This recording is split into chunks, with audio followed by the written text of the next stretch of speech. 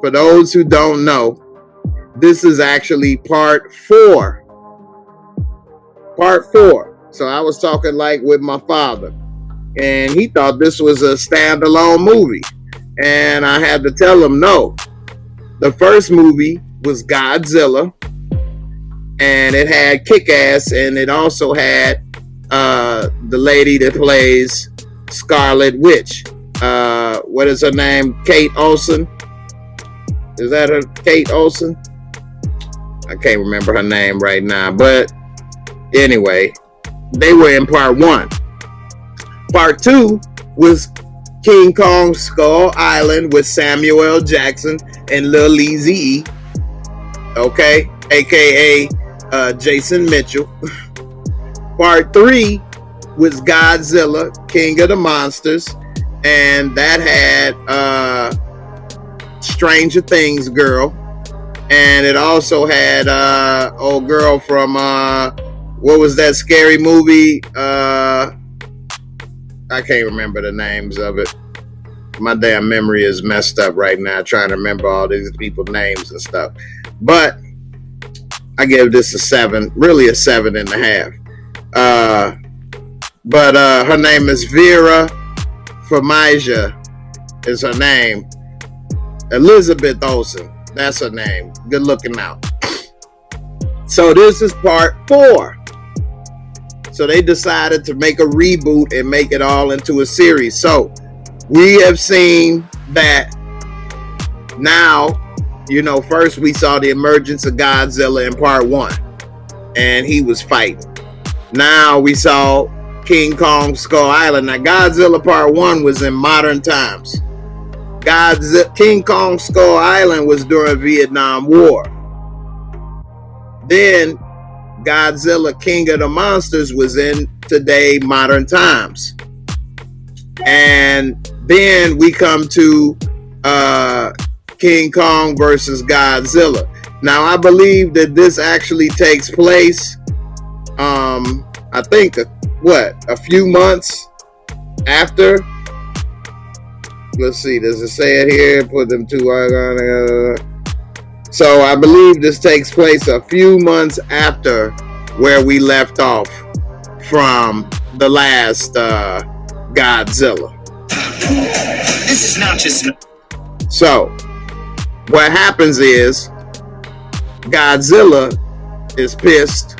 He's now on the attack. He's now tearing up stuff. He's, attacking cities. They don't know why. And they thinking, Godzilla tripping. And so then we see King Kong, who now got a little gray bush. He didn't got a little older. It's 50 years later. He's gotten bigger. Because in King Kong Skull Island, they were saying that he was still growing. And so we see now that he's older. He now done learned sign language. He got him a little side piece, little mama on the side. And he just started learning. He like them young, okay? He like them young. He got a little girl, all right. So anyway, they have built some type of containment center on Skull Island for Donkey Kong. And we see he over here, taking little joints, throwing it through the sky, breaking it, trying to get the hell up out of there. I mean, he's really easily captured, easily contained. They could have never made nothing like that for Godzilla, which is my point of why I told y'all if it was a fight, Godzilla gonna get mad ass. He got that dragon breath like Bilal from House Party. Is no joke. Ain't nobody stand next to it. You cannot defeat that dragon breath. Okay? And so we'll see that in this fight, they end up fighting now. Godzilla is pissed, and he's coming after basically this company named Apex. Hint, hint, wink, wink, Apex Predator. And so Apex is basically, they not letting people know what type of research they up to. But Godzilla, figures out something ain't right. And so he's attacking them. They don't know why. And I mean, not they, but the world don't know why. And so they decide the only way that they can do something against Godzilla is to bring Donkey Kong into the mix, King Kong. So they begin to transport him to the world. So they leave taking him from Skull Island, and they didn't want to at first because they felt that keeping him in Skull Island was the only way that in this movie right here, Baby Driver was dope, and she was really good in Baby Driver. I like her a lot. But anyway, they felt that if they took him from there, Godzilla would attack, which is what happened. So we see, and this movie is action-packed, which I do enjoy, although I do have a problem with the hollow earth theory. I do not agree with it, but of course it's a movie. But that's beside the point, because I can get into the dream you telling me and the story you telling me about a big-ass lizard and Donkey Kong. I'm going to buy into it, okay? Whatever. Whether it's Star Wars, Avengers, if you tell the story right, I'm all in. And I was all in until this Hollow Earth stuff. That was a bunch of garbage to me. But anyway, they should have told it and added a couple little pieces, and it would have helped sell the story, in my opinion. Anyway, we see that while they trying to transport King Kong, who of course they already got in chains and subdued, he always getting subdued and in chains, Godzilla come for that ass. And Godzilla tearing up battleships, aircraft carriers, whatever. They end up fighting in the ocean, and I'm telling you, that was a hell of a fight. A great, battle scene, and it was definitely worth watching. And this happens in the first 30 minutes of the movie. And so King Kong was about to die because Godzilla attacked, and they ended up coming at him, and he was still King Kong was still shackled like he was in part of Roots. And so Godzilla flipped the ship over, and they had to go ahead and, help him and free him. So once he got the chains off, he was like Django Unchained. He was on that ass, but they were fighting underwater. And like I was saying, Godzilla got too many things on his side. He could breathe underwater. So King Kong was getting his ass whooped. Godzilla, he was about to drown him, do a little barrel roll, and then the people had to save his ass. They always had to save King Kong. They had to save him 3 different times. And so they had to drop some depth charges just to get him to King Kong free. And so once he got up, he was coughing up water. He almost drowned. He was drinking a little too much. The little water went down the wrong way. And so now he fighting on the aircraft carrier with Godzilla. I'm surprised that aircraft carrier was able to support that much weight. I mean, I know I got a couple people in the Navy. CJ, you in the Navy. How in the world is Godzilla and King Kong gonna be standing on the aircraft carrier and fighting? They would have sank that ship, let alone they would have been putting holes in it. But they fought on it for a while, and they gave a little back and forth. So you want to know who won? All right, so they fought 3 times. First of all, this is a spoiler alert. So if y'all don't want to hear this part, I'm going to make it quick. You might want to mute the video. Spoiler alert on who won. But I'm not going to give a complete spoiler on the movie, but this spoiler alert is going to kind of tell you damn near what happened. So they fought 3 times. The first time, Godzilla got in that ass. And if y'all agree or disagree, put in the comments. You put in number 1, put in a K if you think Kong won, and put in a G if you think Godzilla won. The first fight is in the water on the aircraft carrier. I think Godzilla won, because in the end, King Kong was laid out. He had to play dead in order for the fight to stop. The second time they was fighting, they was in the city, and what? King Kong, wait, what was the second time? Is the second time when they was fighting at the end and King Kong had his weapon? I ain't got no weapon, Jimmy. So the second time, they only fought really 2 times, now that I think about it, fought each other. The second time, Godzilla fought King Kong, King Kong had a little weapon. He had an axe. You better axe somebody. And so he had his weapon. They was fighting. King Kong did give him a little more, but in the end, he got his ass whooped again. Godzilla put that dragon breath on him. He tried to absorb it with his weapon, but he got laid out. Now, the third time they kind of had a little beef, they ended up joining together. Tag team. Now, here comes the spoiler alert. They had the tag team against Mecha Godzilla, which, if you are familiar with the Godzilla genre, the Mecha Godzilla was a part of it, and they always had a robot Godzilla. So then, you know, they had to join forces because Mecha Godzilla was whooping Godzilla's ass. And so King Kong had to come in and do it.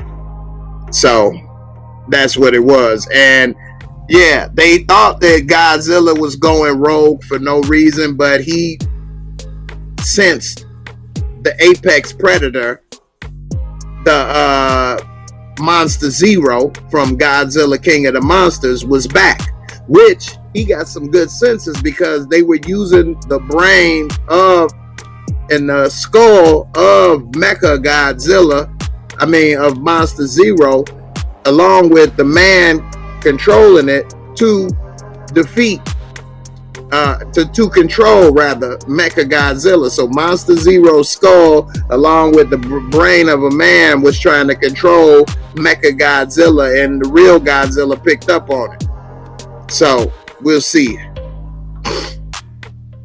You say Godzilla won, Godzilla won, Godzilla won. Godzilla in the city, they had to revive him.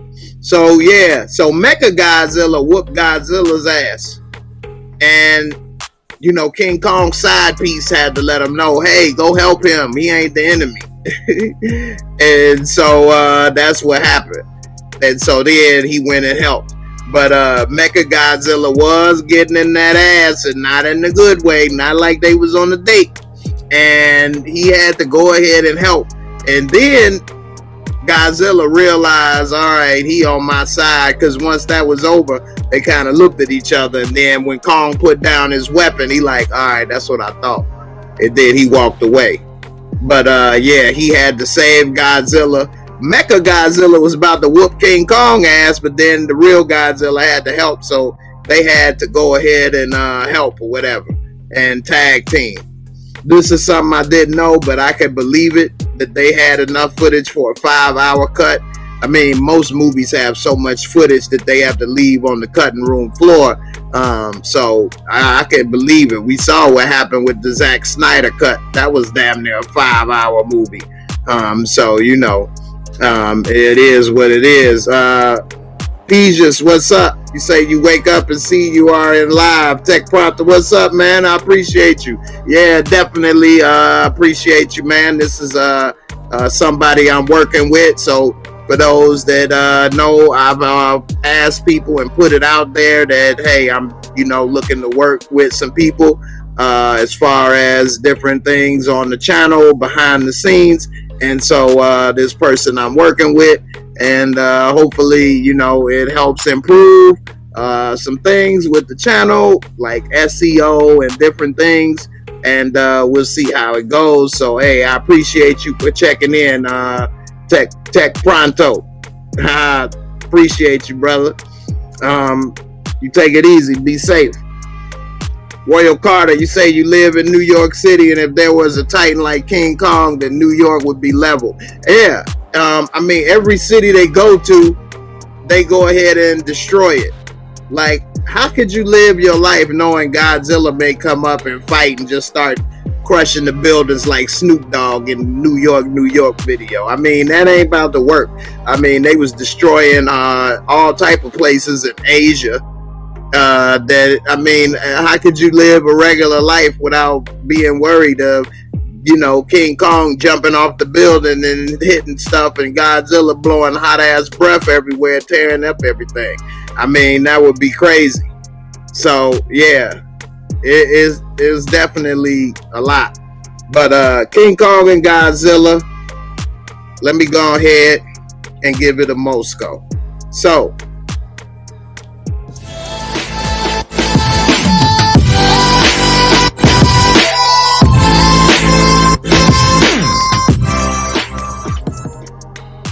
hey, I just made that. Hope y'all like it. Anyway, so visuals and cinematography. All right, I think it was a lot of good visuals for this movie. The way that they show up close how Godzilla looked and also how King Kong looked. I mean, it looked really good. I mean, they used top-notch, state-of-the-art visuals, and the places that they showed, the locations and everything, and the sets was top-notch. And so, on a score of 0 to 25, I would give it a 20. Storyline and plot. This is the only part I had a problem with, and that is the Hollow Earth theory. And I'll explain. So they had a theory, and then they went and did it, where nobody could prove this before, but now they're going to get it done because they needed it done. So it's supposed to be a hollow earth, and if you travel from Antarctica, which is where they ended up going, and go through this hollow earth, then you can come out on the other side, but in the middle is probably the origin of where these titans are, namely King Kong. Now they said just like salmon who know how to swim upstream because it's embedded in their DNA, maybe these titans like King Kong can lead us the way because it's embedded in his DNA. But in reality, he didn't even want to go until Lil Mama told him, and then all he did was fall down the damn hole. So it wasn't like it was anything to navigate or anything that he had to show them. All he did was fall down the damn hole. And they followed him in this craft that's never been used before and never been flown before by somebody who's not a pilot, along with a little girl and all these other people. And they're able to go, and then it inverts and flip over and do all of this stuff, and everybody is fine. They don't get crushed to death. It's enough oxygen to breathe, all of this stuff. Once they get there, it's like they back in the jungle somewhere with big different animals flying around and stuff in the hollow earth. What are they eating? What are they surviving on? Okay, moving on. Then we get to a place where King Kong supposedly used to live. And he's able to go in there and pick up his weapon, have a seat. And these people that followed him there are just walking around. It's okay. They don't need any suits for compression. They're not worried about heat. It ain't hot in the middle of the earth, in the hollow earth. It ain't hot. Okay. They don't need a mask. They don't need nothing. They just walking around talking. They're not worried about cancer from a radiation or nothing. They just walking around. And then when it's time to go, they just able to fly up out of there. Yeah, a couple things tried to eat them, but they just able to move on to the next one and go and pop out right at Japan where the fight was taking place, right on time. I think that was a little too much, and they kind of messed up the story there with me. So I'm gonna have to give that a 15 because a lot of the rest of the story was laid out in the other movies. But this Hollow Earth stuff really brought the story down. The special effects and makeup was excellent. There was a great special effects. The monsters, everything was great. The set design, they even had a little thing where they used magnetic levitation, transportation, maglev, which is the type of technology that somebody, I forgot who said that earlier, Royal Carter, I believe, was saying that it's technology out there that we may not have access to. Well, maglev is one of them. And Elon Musk is actually trying to build that, and it's called the Hyperloop. So if you Google Hyperloop Elon Musk, you will learn about maglev transportation. So I like a lot of the special effects, makeup, set design, all of that. So I will give that a 20 as well.